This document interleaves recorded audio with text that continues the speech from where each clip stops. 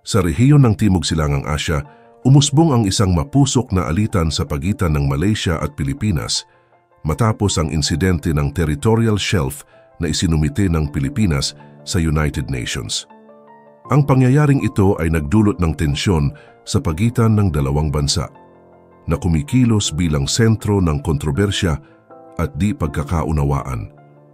Sa hindi inaasahang desisyon ng Pilipinas, umusbong ang pagtutol ng Malaysia sa desisyon at ipinakita ang kanilang matinding reaksyon sa ginawang hakbang. Sa gitna ng nabuong alitan, lumilitaw ang mahalaga at sensitibong usapin ng territorial integrity at pagtutunggali sa karapatan sa teritoryo sa rehiyon. Alamin natin ang buong issue sa video na ito.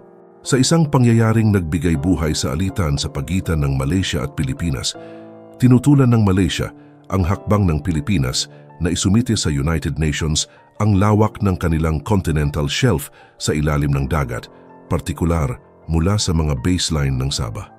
Hindi nila ito nagustuhan at tila raw ba ang Pilipinas ay gumagawa ng sarili nitong desisyon at hindi nakikipag-ugnayan sa kanila. July 1, 2024, nilabas nila ang pahayag ng kanilang pagtutol. Sa isang opisyal na komunikasyon kay UN Secretary General Antonio Guterres noong June 27, iginiit ng Malaysia sa United Nations na wala silang kinikilalang pagmamay-ari ng Pilipinas sa Sabah. Ang Sabah ay napakatagal ng usapin ng teritoryo ng Pilipinas at Malaysia at makailang beses na ring naging usapan sa mga International Body Commission. Nilahad ng Malaysia sa UN Commission on the Limits of the Continental Shelf ang kanilang pagtutol sa partial submission ng Pilipinas. Napuna ng Malaysia na hindi angkop at hindi katanggap-tanggap ang pag-aangkin ng Pilipinas sa teritoryo ng Sabah, na isang mahalagang bahagi ng Malaysia mula pa noong 1963 nang mabuo ang Federation of Malaysia. Kinokondena ng Malaysia ang hindi tugma sa mga lehitimong karapatan ng mga mamamayan ng Sabah noong 1963, ang pag-angkin ng Pilipinas sa soberanya ng Sabah. Sa kabuuan, itinataguyod ng Malaysia ang kanilang pagsasabuhay ng soberanya sa Sabah at itinatampok ang hindi papanagutang pag-angkin ng Pilipinas sa pamamagitan ng kanilang opisyal na pahayag at pakikilahok sa proseso ng United Nations. Noong nakaraang buwan, hiniling ng Pilipinas sa isang UN body ang opisyal na pagkilala ng saklaw ng ilalim ng dagat na continental seabed nito sa South China Sea, kung saan magkakaroon ito ng eksklusibong karapatan na gamitin ng likas na yaman. Sa pamamagitan ng pagsusumite ng Pilipinas sa UN Commission on the Limits of the Continental Shelf sa New York, ibinahagi ng gobyerno ang mga detalye tungkol sa lawak ng undersea shelf nito sa South China Sea, partikular sa kanlurang lalawigan ng Palawan matapos isang mahabang panahon ng pananaliksik na umaabot sa higit isang dekada.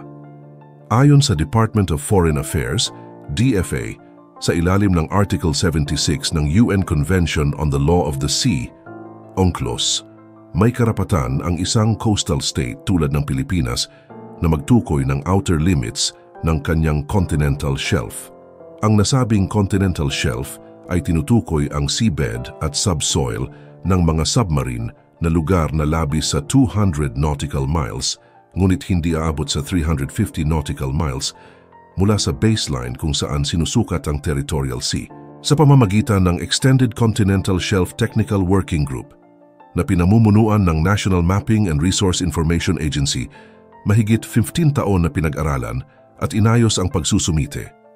Binigyang diin ng DFA ang importansya ng pagsusumite sa pagpapatibay ng soberanya at maritime jurisdictions ng Pilipinas sa West Philippine Sea. Isinasaalang-alang ang desisyon ng 2016 South China Sea Arbitration na nagtiyak ng mga karapatan ng Pilipinas sa maritime at pumigil sa mga paglabag sa geographic at substantive na limitasyon sa ilalim ng UNCLOS. Sinabi ni Antonio Lagdameo, ang permanenteng kinatawan ng Pilipinas sa UN na ang hakbang ay maaari pang magbunsod sa mga pagsisikap ng mga bansa na ipakita ang kanilang dedikasyon sa proseso ng UNCLOS sa pagtukoy ng mga karapatan sa maritime at pagsuporta sa internasyonal na kaayusan.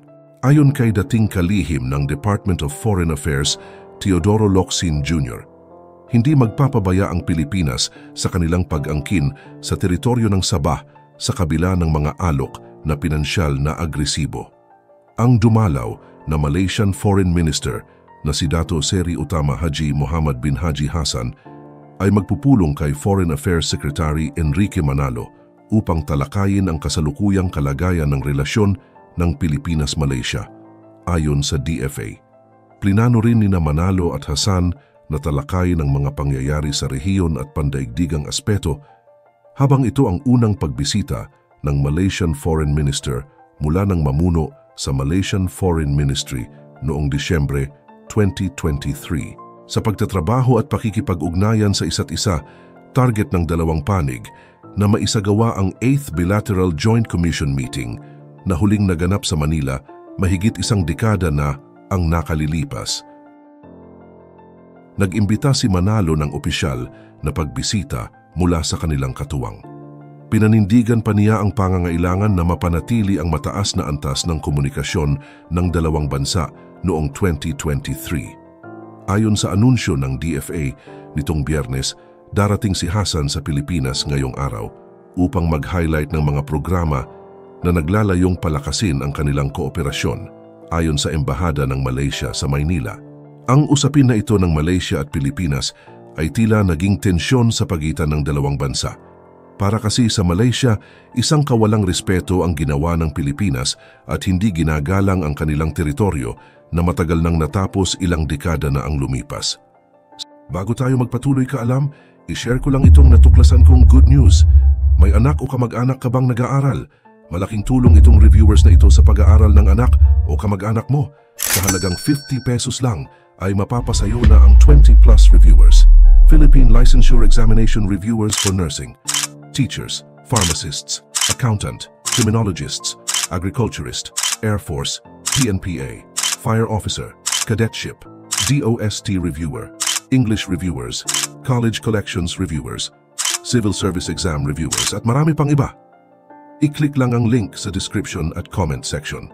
Note, limited slots na lang ang available. Thank you. Sa kaso naman ng Pilipinas, pilit pa rin binabawi ng Pilipinas ang pagmamay-ari nito sa Sabah. Tumataliwas rin ito sa sinasabi ng Malaysia na sa kanila ang nasabing lugar.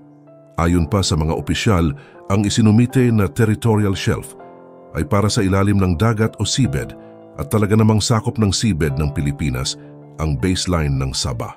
Ipinakilala ng Maynila ang kanilang karapatan sa isang pinalawig na continental shelf sa Western Palawan region ng West Philippine Sea na pinapangaralan ang mga partikular na lugar sa ilalim ng dagat kung saan sila ay may soberanya at eksklusibong karapatan para sa likas na yaman.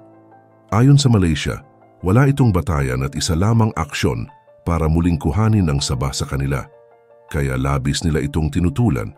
Sa totoo lang, ang pinalawig na continental margin na isinumite ng Pilipinas ay mula sa mga baseline ng estado ng Sabah ng Malaysia. Ipinunto ng Malaysia na ito ay isang tahasang paglapastangan sa kanilang soberanya sa Sabah. Ang protesta ng Malaysia ay naganap habang bumisita ang kanilang foreign minister, si Muhammad Hassan sa Pilipinas para sa isang courtesy call kay Pangulong Ferdinand Marcos Jr. sa Malacanang at upang magpulong sa kanyang katapat na opisyal sa Pilipinas, si Enrique Manalo noong nakaraang linggo. Nabanggit ko na sa mga nakaraang video ko ang patungkol sa walang katapusang sigalot ng dalawang bansa sa kasaysayan ng Sabah. Kung atin hanggang babalikan, ang kontrobersya sa pag-aari ng Sabah, isang rehiyon sa hilagang dulo ng Borneo, ay nagmula sa kasaysayan ng kolonyalismo. Noong 1878, ang Sultan ng Sulu na may pangangalaga sa Sabah ay pumirma ng isang permanent lease sa British North Borneo Company na ngayon ay itinuturing bilang isang lease ng mga tagapagmana ng Sultan. Gayunpaman, ang Malaysia ay tumitingin rito bilang isang session. Ano ang session? Ang session ay bayad at hindi upa, taliwas sa sinasabi ng angkan ng Sultan sa Sulu na ito lamang ay pinaupahan sa Malaysia. Ang hindi pagkakaunawaan sa interpretasyon ng kasunduang ito ay naging ugat ng hindi pagkakasundo sa pagitan ng mga bansa. Noong 1963, kasama ang Sabah sa pagsasama ng Malaysia, ang Pilipinas ay nagpahayag ng formal na pag-angkin. Isinusulong na dapat ituring ang Sabah bilang bahagi ng Sultanato ng Sulu at kaya't dapat nauukol ito sa Pilipinas. Sa kabila nito, nanindigan ng Malaysia na ang teritoryo ay lehitimong ipinagkaloob sa kanila ng British. Ang tarangkahan sa interpretasyon ng kasaysayan at kasunduan ay patuloy at ang di pagkakaunawaan ay lumilitaw. Sa mga di pagkakaunawaan, ang Malaysia ay nagbabayad ng taunang renta na nagkakahalaga ng 5,000 silver dollars sa mga tagapagmana ng Sultanato ng Sulu alinsunod sa kasunduang nagmula noong 1878. Ang lease agreement ay nagpapatunay na ang pagbibigay ng lease ay perpetual and for all time sa kapalit ng mga regular na pagbabayad ng renta. Nagkaroon ng pagtigil sa mga bayad noong 2013 matapos may lumabas na di nagtagumpay na hakbang upang sakupin ang Sabah. Ang pagtigil sa mga bayad ay nagdulot sa mga tagapagmana na humingi ng arbitration sa isang korte sa France na nagresulta sa isang $15 billion na desisyon pabor sa kanila laban sa Malaysia. Gayunpaman sa kasalukuyan, nagpasya ang Paris Court of Appeal noong 2023 na walang jurisdiksyon ang Arbitration Tribunal kaya't ibinasura ang award, suportado ang paninindigan ng Malaysia laban sa reklamo. Si dating Pangulong Ferdinand Marcos Sr. ay aktibong sumuporta sa pag-angkin ng Sultanato sa Sabah at pagsusulong sa claim nito. Simula nang mawala sa pwesto noong 1986, hindi na formal na kinikilala ng gobyerno ng Pilipinas ang Sultan ng Sulu. Sa panayam ni Zulkifli Wadi ng Institute of Islamic Studies ng University of the Philippines sa This Week in Asia, binigyang diin niya na mahalagang magkaroon ng transparency ang gobyerno ng Malaysia sa usapin ng Sabah at umaasa siyang ang Administrasyong Marcos ay magpapaliban at magtugon ng maayos sa hindi pagkakaunawaan gaya ng mga namumuno sa kanya. Ayon kay Zulkifli Wadi, kung ang Malaysia ay mapapatunayan na kumukuha ng langis mula sa Dagat Sulu, dapat nilang magpakita ng sapat na tao sa pamamagitan ng pagbubukas ng lahat ng mga libro at hindi magtatago sa maling pag-aangkin at hindi makatuwirang paggamit ng mga mapagkukunan ng iba. Sa huli, ang sigalot ng dalawang bansa na ito ay dapat maresolba sa maayos na paraan at sa diplomatikong pag-uusap. Ang usapin sa territorial shelves ay isang napakahalagang bahagi para sa Pilipinas. Ito ay magpapatibay sa ating sakop sa ilalim ng dagat.